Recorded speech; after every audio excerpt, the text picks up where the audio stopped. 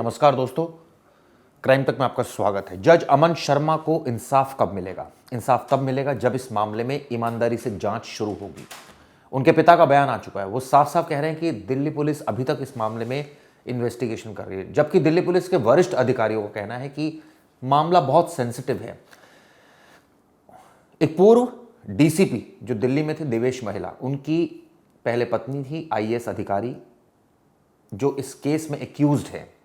IAS अधिकारी का नाम है निधि मलिक। निधि मलिक स्वाति मलिक की बहन है। स्वाति मलिक के पति हैं अमन, यानी जज जिन्होंने अपनी जीवन लीला समाप्त की। अब इसको लेकर कई सवाल खड़े हो रहे हैं। खासकर मैं देख रहा हूं कि लॉयर फ्रेटर्निटी में इस बात को लेकर बहुत ज़्यादा गुस्सा है कि एक जज को इंसाफ नहीं मिल पा रहा है। आप सोचिए आम आदमी का क्या होगा। उनके पिता का कहना है कि अमन ज़्यादा बातें नहीं करता था मुझसे, अपनी बहन को बताता था और अपनी बहन को यह बता रखा था कि पिता को कोई बात नहीं बतानी, मम्मी डैडी को कोई बात नहीं बतानी, उससे उनको तकलीफ होगी। वो खुद ही घुट घुट कर जी रहा था। लेकिन जब आखिरी में, यानी जब उसको लगा कि अब हालात बदल गए हैं, अब उसको बताना ही पड़ेगा क्योंकि वो बहुत परेशान था, तब जाकर उसने अपने पिता को बताया। और आप सोचिए जब उनके पिता घर पहुंचते हैं तो वहाँ पर दोनों अलग अलग रूम में होते हैं। बाद में एक रूम में जाते हैं, बहस होती है और उसके बाद स्वाति इंतज़ार कर रही थी क्या कि वो बाथरूम में घुसे और उसके कुछ देर के बाद वो गेट खोलती है, तब तक सब कुछ हो चुका होता। क्यों स्वाति ने बचाने की कोशिश नहीं की? क्या बीच में ईगो आ रही थी या फिर स्वाति को इस बात का अंदेशा नहीं था कि वो कुछ ऐसा कर सकता है? जब एक शख्स झगड़ा कर रहा है और उसके बाद बाथरूम में खुद को लॉक कर रहा है तो ये तो अंदाज़ा हो ही जाना चाहिए था और इसको लेकर चिल्लाना चाहिए था उसको। अगर वो उससे प्यार करती, हंगामा मचाना चाहिए था कि ये घुस गए अंदर, इनको बाहर निकालिए। लेकिन ऐसा कुछ नहीं किया गया, बल्कि इंतज़ार किया गया। बहुत देर के बाद जब वो बाहर आई तब तक सब कुछ खत्म हो चुका था। ऐसे हालात पैदा कर दिए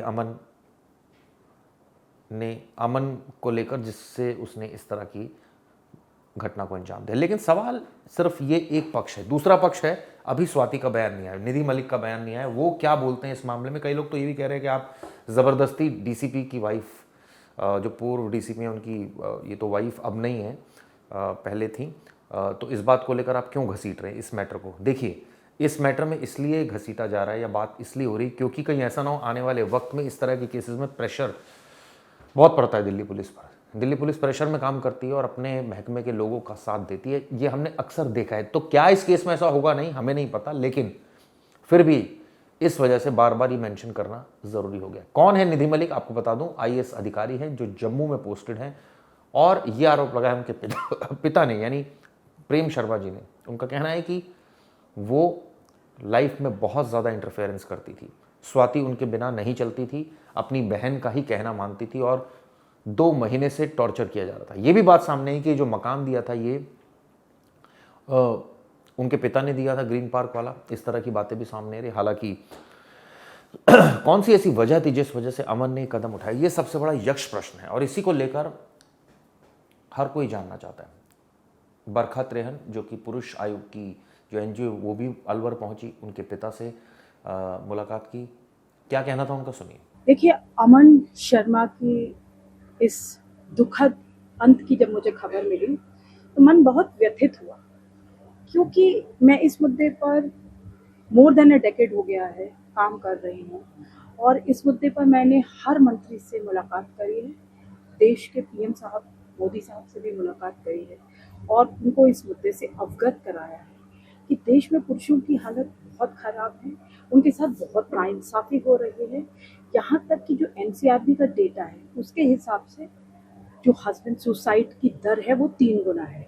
और अगर आप नीले ड्रम का कहर भी जोड़ लें, क्योंकि नीले ड्रम के बारे में भी आपको पता है कि पुरुषों की बहुत हस्बैंड्स की हत्याएं की जा रही हैं, उन्हें टुकड़ों में काटा जा रहा है, नीले ड्रम में डाला जा रहा है, कहीं तालाब में फेंका जा रहा है, कहीं अभी आपने देखा ही था इंदौर वाला केस जहां हनीमून पे ले जाकर के मर्डर कर दिया गया।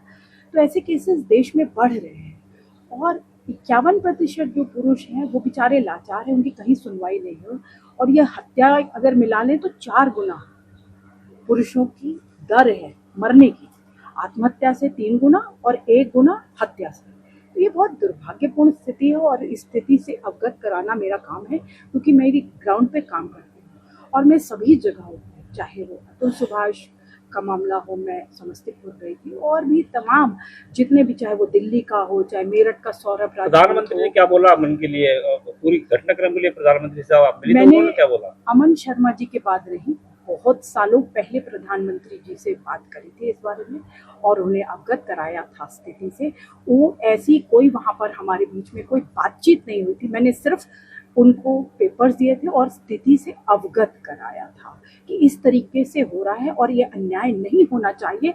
अगर महिलाओं का शोषण होता है और उनके साथ अन्याय होता है तो हम सब आवाज़ उठाते हैं, तो जहाँ पुरुषों के साथ नाइंसाफी हो रही है तो वहाँ पे भी हमें आवाज़ उठानी पड़ेगी। और आज जो मुझे आप यहाँ पर देख रहे हैं अमन शर्मा जी के घर में, वो भी यही है, क्योंकि मैं उनको श्रद्धांजलि यहाँ पर देने आई हूँ और उसकी जस्टिस के लिए फाइट करने आई हूँ। मैं शर्मा जी से लगातार बातचीत कर रही थी और इस मुद्दे को समझ भी रही थी कि आखिर अमन शर्मा को, जिसे उन्हें इतने लाडो प्यार से पहला बच्चा का जन्म होता है, फिर उसे पढ़ाया लिखाया जाता है, फिर उसे इस ओहदे पे, जज के ओहदे पे पहुंचाना कितना मुश्किल था, कितना काबिल वो लड़का था, और आज उसे मरना पड़ा। आखिर वो उसका कितना मानसिक प्रताड़ना हो रही थी और कितना अन्याय हो रहा था उसके साथ। और वो यही बात मैं कह रही हूँ, मेरी सरकार से दो ही तो मांगे हैं कि एक पुरुष आयोग का गठन सरकार करे, ये तो एक एनजीओ है जो मैंने फॉर्म किया है, एक सरकार गठित करे जिससे कि पुरुषों के साथ जो गलत हो रहा है वो अपनी बातों को वहाँ रख सके और उनकी मदद हो सके। और दूसरा जो मेरा कहना है वो ये कि सारे कानून जेंडर न्यूट्रल है, जिससे कि पुरुष हो और महिला हो उनमें कोई भेदभाव ना हो और सबको मदद मिले। हर केस में मदद नहीं मिलती और इसी वजह से पुरुषों की आत्महत्या की दर बहुत बढ़ गई है, वो बहुत लाचार हो गए हैं। अभी प्रेम शर्मा जी से आप मिले हैं, उन्होंने क्या घटना बताई पूरी आपको? प्रेम शर्मा जी से मेरी जिस दिन से बात हो रही है और अभी भी मैंने जब बात करी है उनसे, तो उन्होंने सिर्फ यही कहा है कि बहुत ही उनका मन दुखी है क्योंकि उनका बेटा आज उनके साथ नहीं है, लेकिन उनको अपनी न्यायपालिका पर पूरा विश्वास है और न्याय मिलेगा। एफआईआर दर्ज हो चुकी है। अबेटमेंट टू सुसाइड एक मुख्य धारा है जो जिसमें अपराधियों को जल्द से जल्द उनके खिलाफ एक्शन होना चाहिए। अब एक्शन कब होगा ये हमें देखना है और मैं हर बार यहाँ आती रहूंगी अगर एक्शन नहीं जैसे अधिकारी है शामिल आरोपियों में, तो उनके बारे में आप क्या कहना चाह रहे हैं? देखिए, जो भी आरोपी हैं, जो आरोपी हैं, उनके ऊपर कड़ी से कड़ी कानूनी कार्रवाई होनी चाहिए, क्योंकि आप किसी अपराध से बच नहीं सकते अगर आप आईएएस हैं। ये कोई आपको एक किसी तरीके से अपराध से बचने का कोई सर्टिफिकेट नहीं है।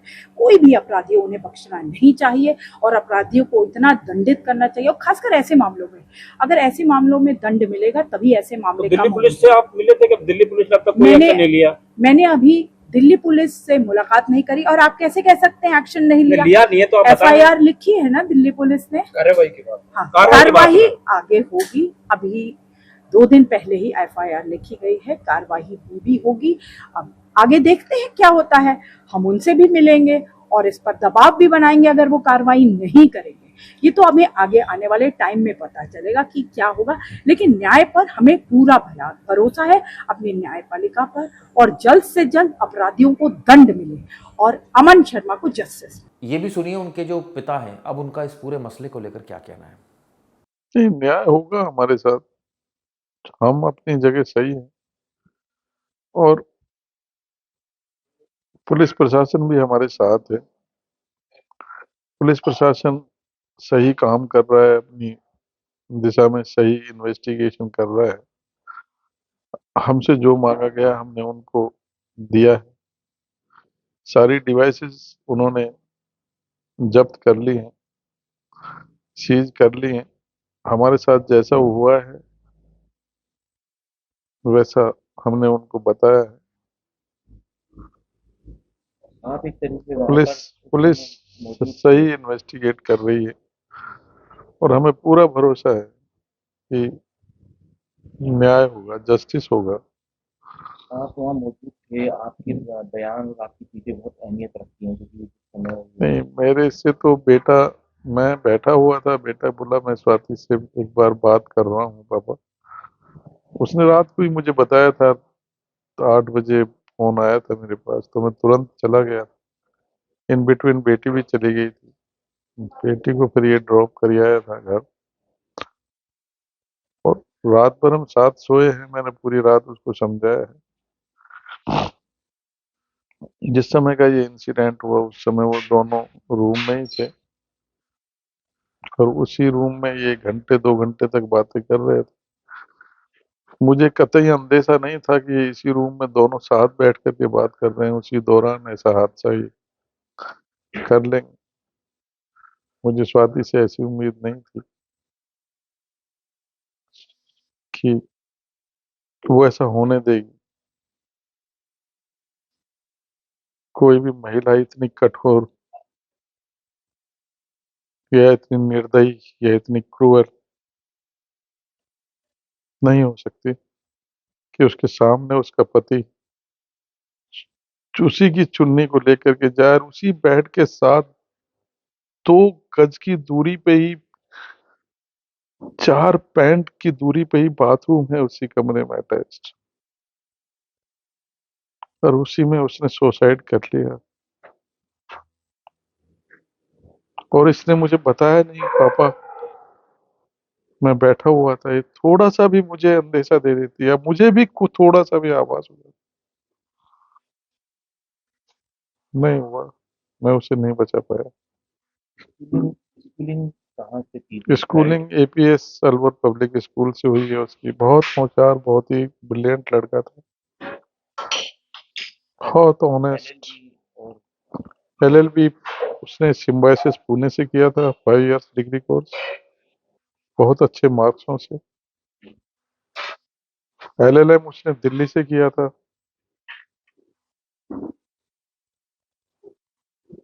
आप तो नहीं कभी शेयर की, लेकिन मदर और सिस्टर से कभी शेयर करता, तो क्या मुझसे कभी कोई दर्द या कोई परेशानी मुझसे वाइफ से कभी नहीं बताई उसने ये बात कि पापा मम्मी दुखी होंगे, क्योंकि उसने अपनी मर्जी से साथ शादी की थी।